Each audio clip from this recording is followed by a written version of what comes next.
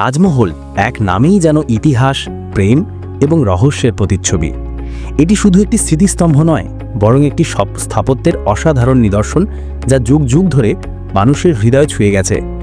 ভারতের উত্তরপ্রদেশের আগ্রা শহরে অবস্থিত এই বিশাল মার্বেল নির্মিত সৌধটি মুঘল সম্রাট শাহজাহানের আদেশে নির্মিত হয়েছিল তার প্রিয় স্ত্রী মমতাজ মহলের স্মৃতির উদ্দেশ্যে। বিশ্বের সপ্তম আশ্চর্যের একটি হিসেবে বিবেচিত তাজমহল প্রতিদিন হাজার হাজার দর্শনার্থীর মন জয় করে নিচ্ছে। কিন্তু এই সৌন্দর্যের পিছনে লুকিয়ে আছে অনেক ইতিহাস, অনেক রহস্য এবং কিছু বিতর্ক। তাজমহলের নির্মাণ শুরু হয়েছিল ১৬৩২ সালে এবং এটি নির্মাণের সময় লেগেছিল প্রায় ২২ বছর। ১৬৫৩ সালের দিকে এর কাজ সম্পূর্ণ হয়। এর নকশা করেছিলেন পারস্য, তুরস্ক ও ভারতের সেরা শিল্পীরা। প্রধান স্থপতির নাম ছিল উদস্ত। তাজমহল তৈরি করতে ব্যবহার করা হয়েছিল শুভ্র সাদা মার্বেল, যা আনা হয়েছিল রাজস্থানের মকরানা এলাকা থেকে। তাছাড়া এই সৌধের দেয়ালে মূল্যবান পাথর, রত্ন এবং নানা ধরনের কারুকাজ ব্যবহার করা হয়েছে, যা একে করেছে অনন্য। তাজমহলের স্থাপত্যশৈলী সত্যি মনোমুগ্ধকর। এর মূল গম্বুজটি ৭৩ মিটার উচ্চতা বিশিষ্ট এবং এর চারপাশে ৪টি মিনার রয়েছে। গম্বুজটির নিচেই রয়েছে সম্রাজ্ঞী মমতাজ মহলের সমাধি এবং কিছুদিন পর সেখানে শাহজাহানের দেহও সমাহিত করা হয়। তাজমহলের চারপাশের বাগান, জলাশয় এবং সুসজ্জিত পাথরের পথ একে আরও সৌন্দর্যমণ্ডিত করেছে।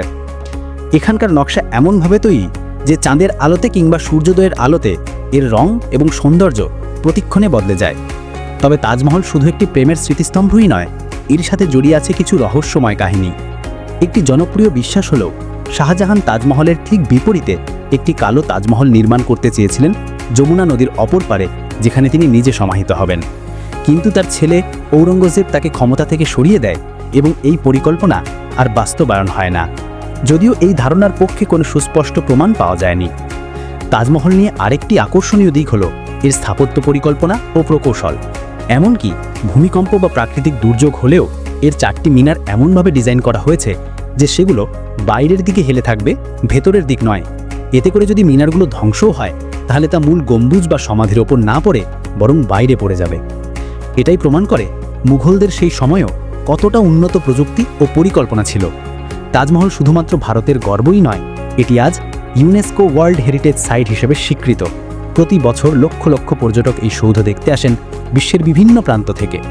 এর মাধ্যমে ভারত বিপুল পরিমাণ পর্যটন আয় করে। শুধুমাত্র আর্থিক দিক দিয়েই নয়, এটি ভারতের সাংস্কৃতিক ও ঐতিহাসিক পরিচয়ের একটি গুরুত্বপূর্ণ অংশ হয়ে দাঁড়িয়েছে। বর্তমানে তাজমহল রক্ষা করা একটা বড় চ্যালেঞ্জ। দূষণ, জলবায়ু পরিবর্তন এবং পর্যটকদের চাপের কারণে এর মার্বেল ধীরে ধীরে হলুদ বর্ণ ধারণ করছে।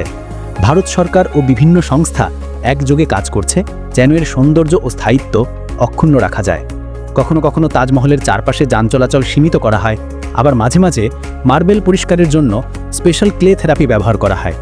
ভবিষ্যতে তাজমহলকে ঘিরে আরও অনেক গবেষণা ও সংরক্ষণমূলক কার্যক্রম চালানো হবে বলে আশা করা যায়। এটি শুধু একটি সৌধ নয়, একটি যুগের প্রতিনিধিত্ব করে।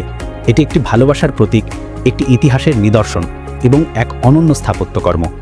তাজমহল আমাদের মনে করিয়ে দেয় যে মানুষ তার ভালোবাসাকে অমর করে রাখতে পারে যদি থাকে ধৈর্য, পরিকল্পনা এবং শিল্পের প্রতি ভালোবাসা। এইভাবেই তাজমহল দাঁড়িয়ে আছে শতাব্দীর পর শতাব্দী ধরে, নীরবে বলে যাচ্ছে তার প্রেম, বেদনা আর বিস্ময়ের গল্প, যা আজও মানুষকে আবিষ্ট করে রাখে।